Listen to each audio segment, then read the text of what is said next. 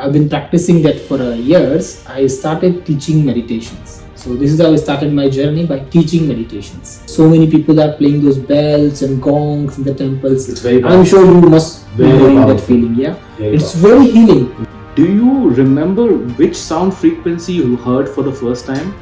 I remember. It was the heart chakra frequency. Sound can easily go to your emotional bodies. It bypasses the mind. She was amazingly low in the energy, like can't able to sleep. Her nervous system was truly like smashed, full of anxiety. So it depends what is your mental state at that time and what you need. There is no one medicine for everyone. In Ayurveda they say that every individual, the treatment is different. So it's not, the frequencies are not changing the emotion. Frequencies are actually changing the thought, because thought has a frequency. Let me ask you something. What if healing wasn't something you chased, but something you remembered? What if the deepest part of you isn't broken, just out of tune? Welcome to the Mann Show, formerly the Mann Podcast, where we bring you not just thought-provoking conversations and powerful voices from Dubai and around the world, but also stories, soundscapes, and perspectives that challenge, inspire, and spark something deeper within. We are expanding, we are evolving, but at the core, we are still about one thing: joy from seeking. So if you haven't already, make sure you subscribe, follow us on Instagram and Facebook, and dive into the full range of episodes and stories we're bringing your way. Now, today's episode is one I've been genuinely looking forward to. My guest is Naressh, co-founder of the Mann Show, a Kriya Yogi and a sound alchemist based in Dubai. Over the next hour, we'll explore the mysteries of sound healing, the science behind frequencies, and why sometimes what we feel is more powerful than what we can say. This one's not just an interview, it's an experience. Let's begin.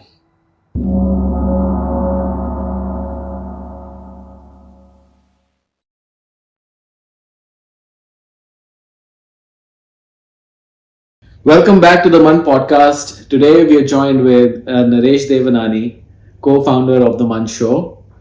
Hi. And a very good friend. Today we'll dive deep into Naresh's journey into healing, specifically sound healing, and the power of frequencies. Hi, good to be here again. Okay, so let's start from the beginning. How did this journey start for you? How did this path open up for you? I have always been doing meditation since childhood, as most of people know around me. And since I've been practicing that for years, I started teaching meditations. So this is how I started my journey, by teaching meditations and emotional healing through talking, through breathing exercises. So I was doing this work for a long time, and I will feel that still there is something missing, more deeper level. It was working amazingly, but I feel that it's not fast. I was looking for something which helps people to heal more faster or connect with people more deeper. Then in one of the meditation session with my teacher, we went for a meditation session, and in the end he used this one singing bowl thing. And I was sitting there, we were meditating, and this sound wave come into me. That was my first experience to hear a singing bowl my whole life. And then within few seconds, it took me immediately to the memory of my childhood. Like the moment I heard that sound, it took me to the childhood where we used to play all these gongs and bells in the temples. And I just remember the feeling that how we used to feel that with all those, so many people are playing those bells and gongs in the temples. It's very powerful. I'm sure you must be Very knowing powerful. that feeling, yeah? Very It's powerful. very healing, and it gives you amazing clarity. Like after that 15 minutes of intense music, you feel amazing clarity and you feel something healing in the body. It took me there, and then I just felt that this is something what I need to do it. So there was an instant connection. There was an instant connection with the sound. Like it was not, I did not even have to think about it again that, oh no, I have to do it. Then I went and I researched about the sound and frequencies a lot. I loved the research. I became very obsessed with the frequencies and how they impact our body, how the sound is vibrating and it is helping you to heal. So that I researched it, then I learned it, then I started practicing it. I have a question here, Naresh. Do you remember which sound frequency you heard for the first time? I remember. It was the heart chakra frequency. How many hertz is that? On the heart chakra, it was a note, it was F note. Wow. In the Tibetan sound system, so they use the F note. So an Indian. So I went there and I remember it was heart chakra frequency, because that time I asked my teacher that day and he said it's an heart chakra. So that's why I don't know, maybe I felt it, and that's my favorite note, by the way. When we play sound healing, that's the favorite note. I used to play F note a lot. Okay, so since we are talking about sound healing, I've done one session with Naresh. It was during full moon procession, and he combined it along with visualization of the chakras. That experience was very powerful, Naresh, I have to tell you. Very, very powerful. And when you said, it was the heart chakra frequency you heard for the first time and it impacted you. Similarly, during that experience, it was the heart chakra frequency that impacted me as well. I can tell you the physical impact during that event. My chest became very heavy and it started vibrating. And after that, you were talking about other chakras as well, and you have to go from one to the other.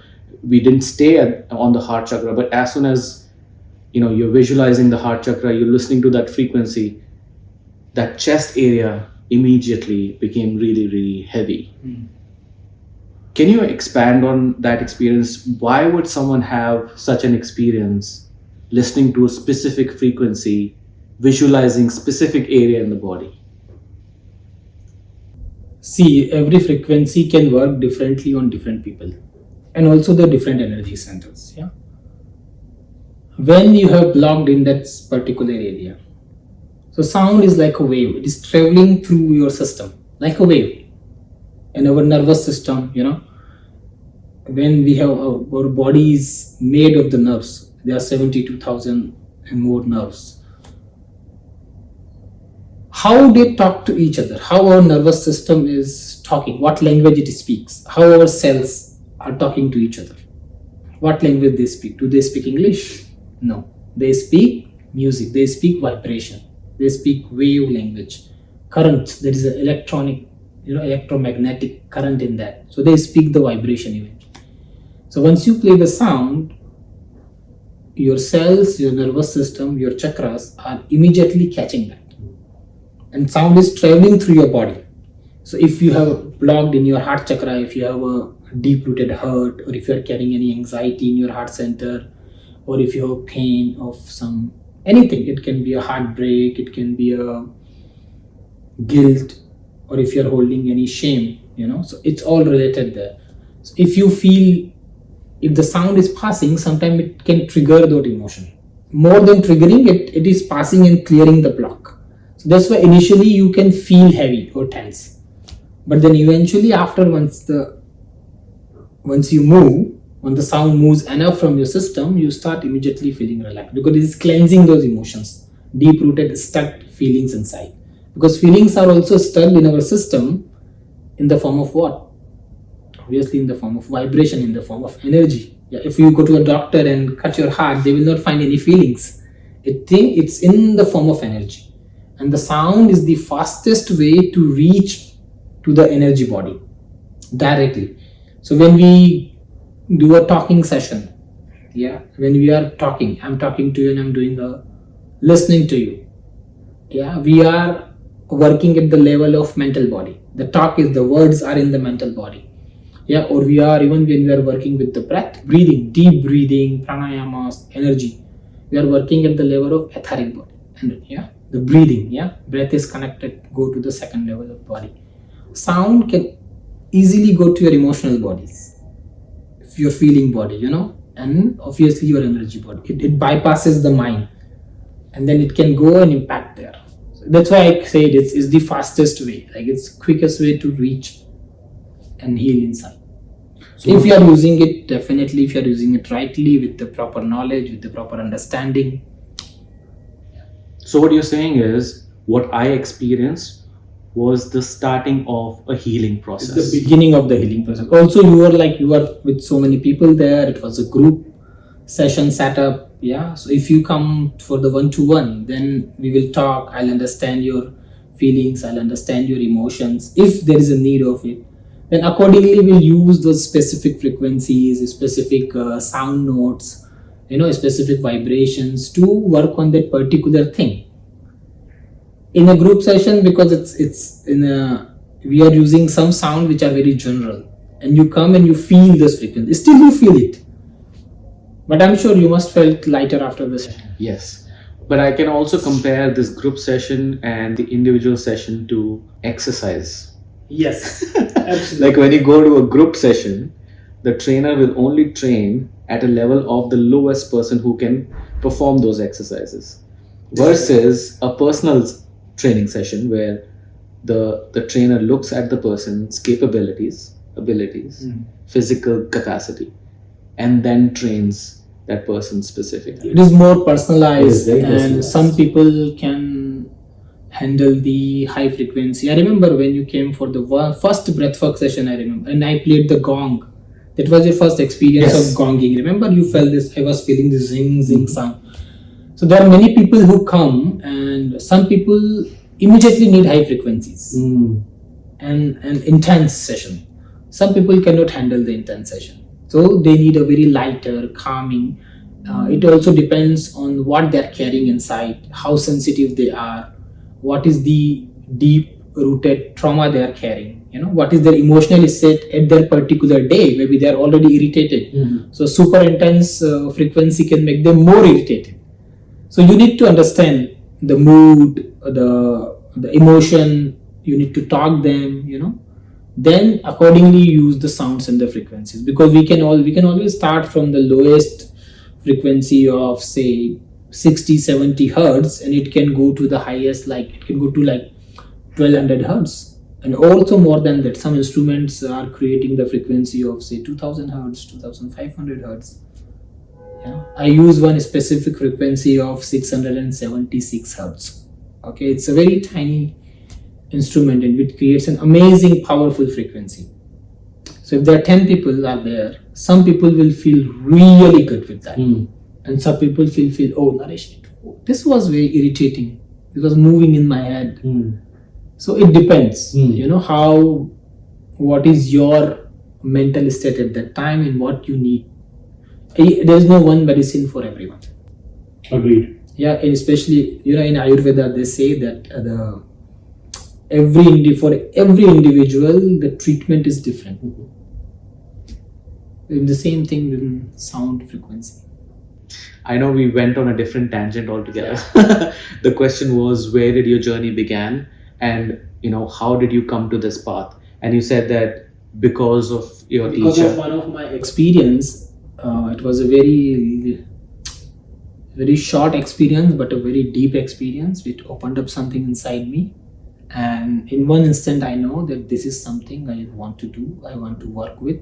I have learned many healing modalities, but mostly what I practice is sound frequency, because this is what I love to do, and I know how it works. It's been like in this last 12-13 years I have worked with, like, if you say I work with 4 people in a day and I don't take holidays, so you can imagine how many people I have already worked with in last 12 years. More than 10,000-20,000 people, individually and in the groups. And these 12 years, this decade, was solely dedicated to, understanding of sound healing, but solely dedicated towards frequencies and how to use frequencies for healing? It is solely dedicated to sound healing, definitely, because that's the main thing I do. According to that, also I create a very unique session where I combine the breath work. Breathwork is also the combination of our ancient breathing techniques and also the modern age what you call breath work, So it's I use this unique technique before the session, before the sound healing, and I combine the sound with the breath. Also, there is a lot of deep relaxation practices. I'm talking about the group setup. So yeah, I do also talk to people. There is a one-to-one session happen. So there are many sessions people come for sound healing, and we spend that whole 1 hour only talking. And in the end, we don't do anything with the sound. Yeah, then they say, okay, next time we will come, because that time is needed. Because some people needed me to listen to them. Some people need their. So there's an analogy that is coming to my mind. I can think of experienced doctors. My father is a doctor himself, so I know from family experience. When you have an experienced doctor looking at a patient, right? Sometimes they don't even have to give medicine to them. Sometimes it's all about talking to the person and understanding what's happening in their day-to-day life, and then making small adjustments. Sometimes it's dehydration and asking the person to drink water. So what I see in you is a sound doctor. You can look at a person, you might not even give that person a sound healing session. You might just talk to that person and understand what is happening in that person's life emotionally, and then guide them accordingly. So when we do that session, I call this session one-to-one presence session. So when a person is coming, I have to be just present for them fully, without judgment, and give them a safe space to open up if they want to, if they are willing to. A lot of things can be understood intuitively with the presence, with the talk, with the body language. But sometimes people want to talk about it, people want to share.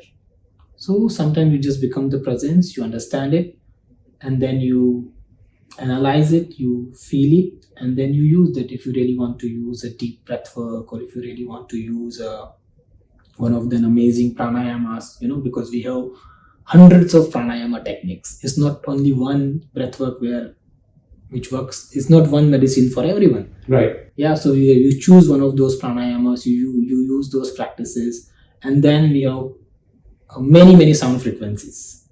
Yeah, so you use those frequencies. So it depends on it's very different from person to person.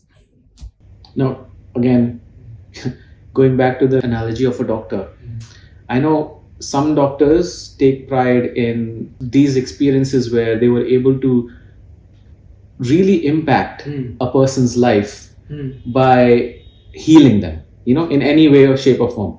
Do you recall an experience like that where you were able to, because these experiences stay with you, after such an event happens in your life, these experiences, they stay with you. Oh, I impacted that person's life so fully that, a lot of things changed in that person's life. Do you recall such an experience which you still carry with you? So if you ask me to tell me the one experience, it's difficult because there are many.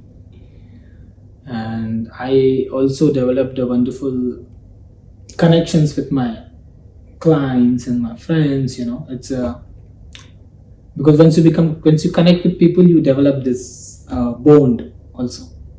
So there are many experiences like that. I'll tell you, many years back, a lady came with. She was amazingly low in the energy, like can't able to sleep. Her nervous system was truly like smashed, full of anxiety. Everything was in the pain for different reasons, which we cannot say here. But I remember that after a few sessions, she sent me a note. Her age was around 60 something that time, and we're talking about 7-8 years back, so still young I was. So she sent me a note after that thank you, my son. Like, she called me the son, and she sent me a wonderful note of gratefulness, that how she was grateful and how she felt the change in her life and how she started again feeling the life inside. The happiness came. And I still remember that time, that when I read that, I had almost tears in my eyes. There is one of the experience because I'm still connected with her, so it came in my mind. A guy came, I think 2-3 months back. He just came with full like burnout. I don't know what to do. I'm too tired and I have no idea. Some people come in the emergency. So this is kind of an emergency situation. Yeah, some people know that what's happening with them, but some people really come that I need something right now.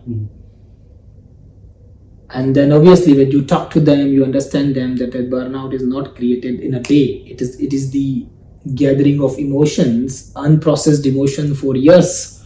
And now it just burst out. You are just having this breakdown, So some people come like that, and then you remember those because those were very intense moment of the life. Absolutely. Yeah, and then I spoke to him. We did some session. We used some amazing frequencies and very deep breathing. So yeah, these must be very enriching. Yeah, this guy sent me message in the morning that I could sleep like I did not sleep for last 2 weeks. So these are the experiences. They are more, there are people always come with anxieties, intense anxieties, burnouts, breakups, heartbreak. So people come with a lot of issues, but then we see how it works. Let's get back to the sound healing journey and your path towards healing. You said something about research, that you did a lot of research and you got engrossed in that research because you really enjoyed it. Can you talk more about what kind of research you did? Were there books that you had to read, scripts that you have to go through, etc.? I am more like, I like spirituality, but at the same time I love science. So science and spirituality goes together for me as the good soul and the science. Yeah, and so research is more on the people's issues and the frequencies. Yeah, so there are solfeggio frequencies, amazing 9 solfeggio frequencies. Lots of research already happened. So we just go and listen to it and read that. And a lot of research are still happening in Harvard. It's in many institutes. They are researching on the sound and how the sound is impacting the cells. And sound is also impacting the energy of the cells, how the energy is created in the cells, how the energy can be refreshed, how they can help cells not to die very faster. A lot of research happened in the hospitals where people have taken these frequencies and they played around the patients. So it's I was going and reading those things. Our teachers also have done lots of research on this before they started teaching it. So I went into those research also. I read about the effect of the frequencies on the nervous system. That was the first thing I said, that because one of the thing when people anxiety and stress is the broken, or what do you call it? This, I'm forgetting the word. Stressed? No, it's shaken. Shaken nervous system. So when your nervous system is totally shaken, when your digestion is not happening, digestion system is totally shaken. So all these things gives you a trouble also physically. And obviously there are traumas and so many things. I also researched that how sound can easily bypass, when I told that sound bypasses this. Yeah. So I also used the sound on myself. I used to play a lot of music, frequencies around me, how they are. A lot of research already happened on the binaural beats these days, where people put this earphone and listen to the binaural beats. Our capacity. Hemisync. Also, our capacity to listen the sounds. Yeah. So we listen about 20 hertz. So all those things are there when I went and researched about it. How long was this research? Research never stops. There was no. So I'll say there was no time where I stopped the research, and as research means because the sound was already there, the frequencies was already there. Yeah, now people have started understanding the impact of it on the body. People were already using it in ancient days, but it was more ancient. Like these days, people talk about biohack a lot. Yeah, the biohack, our ancestors were already doing the biohack. They're biohacking the body. Ayurveda is amazing. Ayurveda is biohack. It's nothing but the biohack, because they understand. They hack the body. They hack the biology, and they understand it. And then you use the treatment, then you use the supplements, then you use the therapies to heal that, to understanding your own system. So when we understand your own system, and when we know that how the sound is impacting that system, how the sound is impacting the cell, how the sound is impacting the mitochondria, how the sound is impacting the nervous system, so all this research. So this is my own way to go and read. There are lots of books on sound healings. Even my teacher also, I think, I don't remember the name of the book, but there is a book also there. Okay. Yeah, but I will tell you that researches are there, but what you learn from experience is totally different. Of course. When people come to me and ask me that, because you can also do EEG, like you can do EEG before the sound experience, during the sound experience, and after the sound experience. So you can always see that your state of the brain is shifting from beta to alpha to theta easily. Yeah, but these are all the technical terms. But I tell people that if you really want to feel that, just come and experience it. And your feeling is the best research. How you are feeling heavy and how you feel. You can differentiate. Yes, how you feel. Yes. You're feeling heavy or lighter or broken or sad or depressed. These are so many feelings. So first thing is to take people to their feelings and let them feel what they're feeling already, and then see if they feel differently after. Is it safe to say that each emotion that you just spoke about can be healed using a specific sound? So if someone is depressed, is there a specific sound that can not heal but can relieve some of that depression? So depression is not an emotion. Okay. It's the condition. Yeah, if you have felt some emotion continuously, for a long time, then you feel a state of sadness, if you will say it. If you are feeling sad and if you feel sadness continues for a long time, then you may go into the state of depression. Emotions is like guilt, shame, So depression is a byproduct of an emotion. It can be. If you feel a negative emotion or a low frequency emotion for a long time, you may go in a state of depression where you feel that, oh, my life doesn't make any sense, I don't want to do anything, because that emotion is stuck in your body. Yeah. So a thought, it always starts with a thought. So if you think a thought for a long time, which creates a negative emotion in your body, then you hold that emotion for a long time, which eventually can create a depression inside you. But it's an emotion there. The emotion is hate, guilt, shame. We can differentiate in those emotions, yes? So the first thing is to find the emotion. When we work with people, is what is the emotion and what is the thought behind the emotion. So it's not, the frequencies are not changing the emotion. Frequencies are actually changing the thought, because thought has a frequency.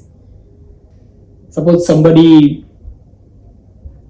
I should share this or not, but I'll tell you in a form of a story that someone's parents, okay, when somebody is born and someone's parents has given up the child to someone, they just gave the child to someone because of many reasons. They have their own reasons. We don't go into that reason. But as a child who has seen the parents are not taking care of me, or parents has given me to the grandma or anyone, yeah, or parents are not loving me as they are loving more to my sister, not loving me, they are focusing more attention on my brother or not me. As a small child, you don't know, but you will only perceive the situation and you will create a thought in your mind at that time. What would be the thought? They don't love me. Or do you feel rejected? Abandoned. You feel that, oh, I'm not good enough, I'm not worthy. These are the thoughts. So as a child, you are not thinking these thoughts, but you are feeling these thoughts, and immediately that thought goes into your system, and it goes and it gets saved, stored in some part of the body. Every part is stored a different kind of thought or emotion. It's a different thing to study, and that thought keep on continuous because it's not one day. It happens once, again and again and again, and then eventually it becomes a solid emotion in your system, solid feeling in your system. And what happens when people grow up, when you're going to your life, they forget about it. It goes in the storage. Now, a same situation come in your life, maybe in your romantic relationship or in your friendship, where you feel a little ignored, unknowingly, but immediately that emotion will trigger. Oh, why my friends are not calling me? They abandon me. So that emotion, that thought is there, which is creating the emotion. And yes, there are frequencies where we can directly, when you play the sound, because the thought is stored in your system as what? Or is not stored in the system as a language or as a body part or not as a physical part. It's stored as a frequency. It's stored as an energy. Yeah. So then energy can cleared with the energy. I've seen people change in very few days. Their thought is easy to change the thought. As you were saying that, Naresh, a thought came to my mind. Is there a relation between thoughts and major emotions? And you were saying something about, these thoughts, they go into your body, into specific places, and that's a different study altogether. Can we, for our audience, maybe talk about those major emotions, common emotions that majority of the people go through, and where do they get stored in our body, and how do specific frequencies maybe untangle or interact with those energies in the body? See, when we talk about shame, so most of the shame can be stored in your lower chakras, in your sacral chakras mostly. Like the shame, when you talk about the lack of confidence, unworthiness, they can go around your solar plexus. It can impact your confidence. You will see that person who is feel unworthy, no confidence. Any situations you go, they don't have confidence. When you talk about the guilt, shame, guilt can go in your throat chakra, in your heart chakra. Depends on the situation, but what kind of system you build. Yeah, sometimes guilt can go in your, if it's in sexual guilt, it can go and store in your Muladhara, in your base chakra also, or in your sacral. So it's every emotion is there, but it also created in a different kind of situation. Yeah, simple as in, like when it's an amazing thing also. Like when people talk about guilt, yeah. So if a person is feeling guilt, they think that there is something wrong with my life. I've done something wrong. But when people feel shame, they say there is something wrong with me. It's a huge vibration change. Yeah. So the most of people who say I'm feeling guilt, they might not be feeling guilt. The deeper emotion can be the shame. So it needs an eye to recognize that emotion. It needs you need to feel it. You need to talk it with. You need to understand that. And then accordingly you use the sounds, frequency, breathing, the frequency of 531 hertz, frequency of 473 hertz, 396 hertz to heal the wounds. So it depends on which frequency you are using. Yeah, you can use 676 hertz to clear the throat chakra. If some emotions are stuck in your throat, to awaken the intuition, you can always use the frequency of maybe 1122. 1122. Okay, let's do this exercise. Let's go from one chakra to the next and talk about the frequencies that relate to them. So let's understand it in this way. Yeah, every musical instrument has 7 notes: C, D, E, F, G, A, B. In the same way, our body has main 7 notes. Yeah, 7 chakras. When we call chakras, it's like a circle, but you can also tell them the transformers, where the nerves are coming and meeting, the center of the nerves. From there, all the information goes to the different part of our energy body, and eventually it reflects on the physical body. So if you play a musical instrument, a guitar or a piano, if it is not tuned, will it create a music? No. It will get a noise. Yes. In the same way, if all these energy centers are not tuned, aligned, and working properly, activated, our body will not create a music, because the music for our body is a healthy nervous system from which the energy flows uninterruptedly. When these 7 centers are aligned, they create a music, a high frequency. You can call that music happiness, you can call that music love, joy, abundance. So all this, to feel that these centers have to be working proper. And yes, there are frequencies which can help to activate these centers and work on them. There are many frequencies, different kind of sound, but I'll tell you a very general. For the base chakra, which is related to your earthly, which is related to your bread, butter, and the house, survival, the frequency is 396 hertz. You can use there. For your sacral chakra, which is related to your sexuality, which is related to your self-expression, it has an emotion of shame. To heal that, you can use the frequency of 417 hertz. Your solar plexus chakra, which is also related to your confidence, which is related to your ambition, also self-expression, but at the very higher level, expressing your power. If you don't have that, you feel weak. So to heal that, we use the frequency of 531 hertz or 528 hertz. It's similar frequencies. When you come to the heart center, we all know heart center is always about expressing love, expressing your deep-rooted emotions and feelings. There is we store lots of guilt, we store lots of hurt there, grief. So to heal those frequencies, to heal those emotions, we can use the frequency of 639 hertz.